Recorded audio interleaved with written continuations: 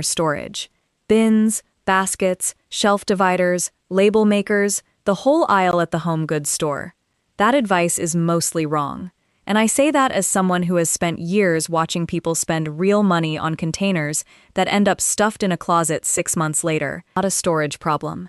It is a decision problem. Most homes do not need more places to put things. They need fewer things, and a clear system for the things that stay. The Japanese approach to organizing figured this out long before it became a trend in the West, and the core of it is so simple that most people dismiss it, which is exactly why their junk drawer never changes. Ones that look good in a magazine, but the ones that are still working 5 years later. By the end of this video, you will know how to look at any room in your home and know exactly what to do with it. And more importantly, you will understand why the organizing you have tried before. In one video, there is a guide that covers the full thinking behind this.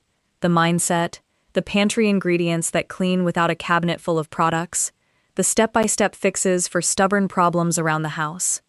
To get it, QR code on this video, so you can grab it whenever you are ready. No need to stop watching right now. Now, let us get into it.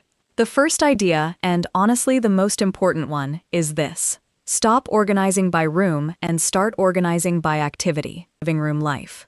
But that is not how people actually live. You bring the mail in here. The grandchildren leave their things here. Your reading glasses migrate from room to room. When you organize around the room, you are fighting against the way your household actually moves. When you organize around activities, reading, paying bills, crafts, medicine management, morning routine, things land where they are used, and they get put back where they came from because it actually makes sense. In practice, building a small home for it there. The mail goes to one surface, nowhere else. The reading pile has one basket, one chair, one lamp beside it. The things you take with you when you leave, keys, wallet, bag, phone, live at one spot by the door, always. When you set it up this way, the decision of where something belongs becomes obvious. There is no more setting things down on whatever surface is nearby and hoping for the best. Activity-based organizing is how a calm house stays calm. Would rather you never hear, you have too much stuff for the space, and buying more storage does not fix that. It just delays the reckoning. I have watched folks spend a Saturday afternoon at the home goods store, come back with 2 carts of containers, and have a beautifully organized house for about 3 weeks. Then it slides back because the volume of things was never addressed. The bins just gave the clutter somewhere tidy looking to hide. The Japanese principle here is worth understanding. The idea is to bring in only what ace never gets ahead of you. One in, one out is the short version. When something new comes into the house, something old leaves. That sounds simple, but most people have never actually practiced it. They add continuously and rarely subtract. The result is a slow, quiet accumulation over years that eventually makes the whole house feel heavy and hard to manage. If you start applying one in, one out even loosely, not perfectly, just as a general habit, you will notice the pressure on your storage easing within a few months without buying a single new container. The third idea is one I keep coming back to because it works in almost every room. Go vertical. Most homes use floor space and counter space and leave the walls almost entirely alone. That is a missed opportunity, especially in smaller homes or in rooms that have started to feel crowded. Shelves mounted above eye level, hooks on the backs of doors, a tension rod under the sink to hang spray bottles. These add storage without taking any floor space at all. In a bathroom, a simple shelf above the toilet can hold everything that currently clutters the counter. Vertical storage also has a practical advantage for folks who want to see what they own at a glance. When things are laid flat in deep drawers or stacked in bins, you dig to find what you need. You disturb the whole pile, and it never quite goes back the way it came. When things stand upright or hang where you can see them, folded clothes standing in a drawer like file folders, spice jars on a tiered shelf, pot lids in a vertical rack, you grab what you need, the rest stays put, and the space stays organized without any effort at all. That detail, storing things so you can see all of them at once, is one of the quietly brilliant principles that runs through Japanese home organization, and it is worth applying everywhere you can. If you want the full breakdown on turning your pantry and your kitchen into genuinely organized spaces, not just tidier-looking ones, the guide goes much further on this than I have time for here. Open the camera app on your phone and point it at that QR code still sitting in the top right corner of your screen. It will open the guide right up. The section on the cleaning mindset alone is worth the stop. The fourth idea is the edit, and most people skip it or only half do it. Before you can organize a space well, you have to clear it down to what actually belongs there, not what might be useful someday, not what you paid good money for and feel guilty about, not what someone gave you, what you actually use and want to keep. Everything else is weight the room is carrying for no reason. I think the reason people avoid this step is that it feels permanent. They worry they will get rid of something and regret it. In my experience, that almost never happens. Most people who do a real, honest edit of a cluttered space feel a kind of relief afterward that surprises them. The things they kept anxiously holding on to turn out not to matter much once they are gone. What matters is the lightness of the space that is left. A practical way to do this without it feeling overwhelming. Do it in short sessions by category, not by room.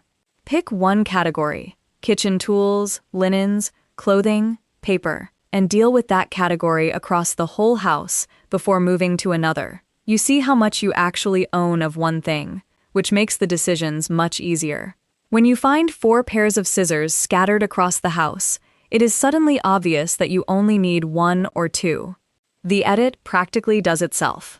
The fifth idea is what I call the outbox, and it is one of the most useful habits I know for keeping a house from sliding backward after you have organized it.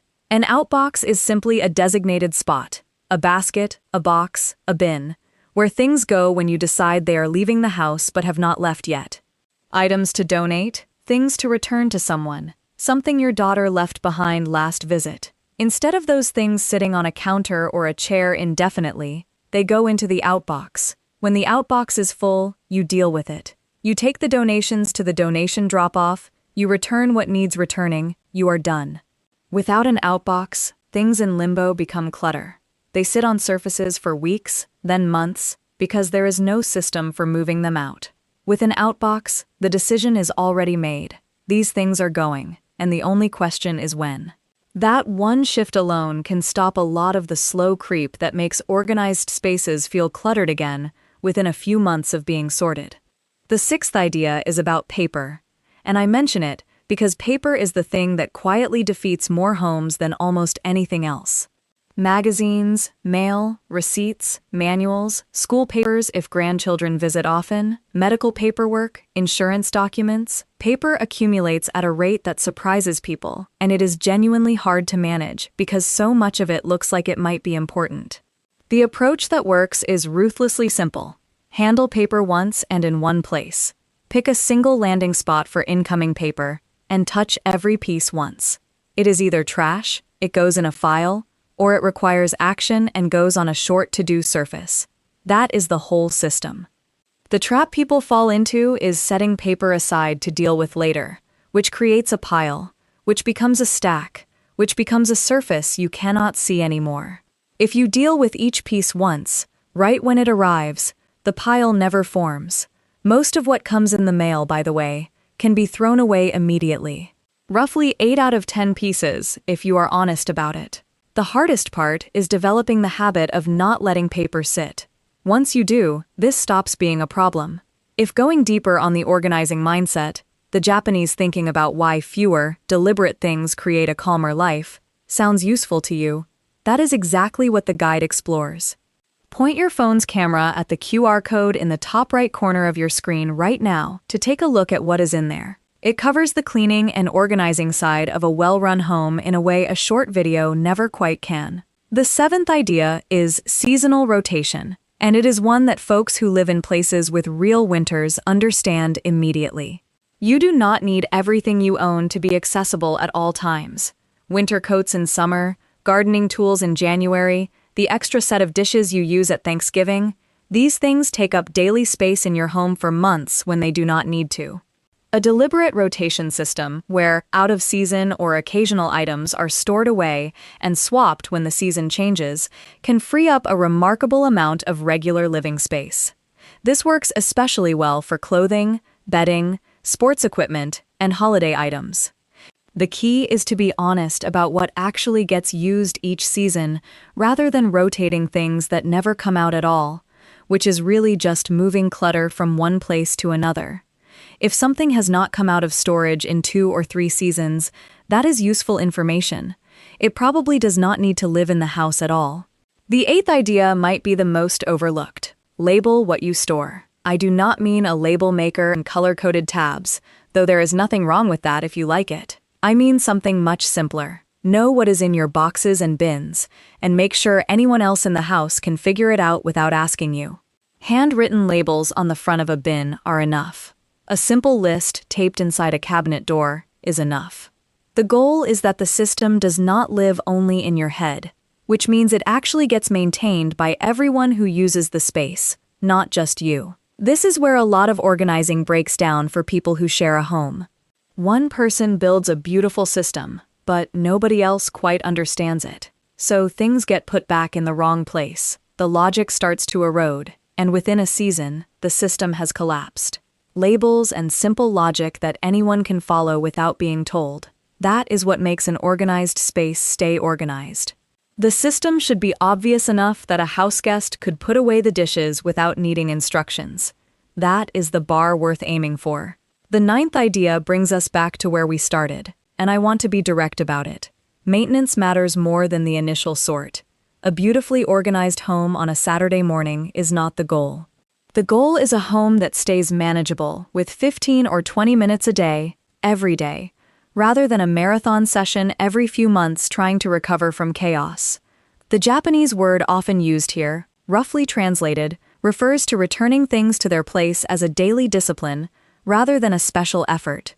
Not a deep clean, not a big sort, just the small daily practice of things going back where they live. In practice, this looks like putting things away before you go to bed, not leaving them for morning, dealing with the mail the day it arrives, putting tools back when you finish using them, doing a quick 5-minute walkthrough of common surfaces in the evening. None of these take long. Together, they keep the home from ever reaching the point where you need to spend a full day reorganizing, because the slow drift never has a chance to take hold. The 15 minutes a day beats the 5-hour Saturday every time. Before I close, I want to put a bow on all of this with a plain action plan. This week, pick one activity in your home that keeps creating clutter. The mail, the kitchen counter, the junk drawer, and build a proper home for it. One spot, one simple system, dealt with once. That is enough to start. This month, do one honest edit of one category of things across your whole house. Do not worry about organizing what is left until after you have edited. Next season, set up your outbox and try the one-in, one-out habit for 30 days and see what it does to the pressure in your home. There is no product that solves this. That is worth saying plainly, because there is real money in selling folks bins and organizers and systems, and almost none in telling them that the simple habit of putting things back and owning less is what actually works. The homes that stay calm and manageable are not the ones with the most storage. They are the ones where the people living in them made a few decisions and kept a few quiet daily habits. If you want to go further, the cleaning ingredients already in your pantry, the mindset behind why less scrubbing gets better results, the fixes for stubborn problems in the kitchen and bathroom, the guide covers all of that. Open the camera app on your phone and scan the QR code that is still in the top right corner of your screen to take a look at what is waiting for you there. It is a solid companion to everything we talked about today. If any of this reminded you of the way someone in your family used to run their home, a grandmother, a parent, someone who seemed to do it all without much fuss, I would genuinely love to hear that in the comments. Those stories are worth passing on. And if you have found an organizing habit that changed how your home feels, share it below. We are all still learning from each other. If this kind of practical, no-nonsense approach to home life is what you are looking for, consider joining us here on the channel. There is plenty more where this came from. Take good care of your home, and it will take good care of you.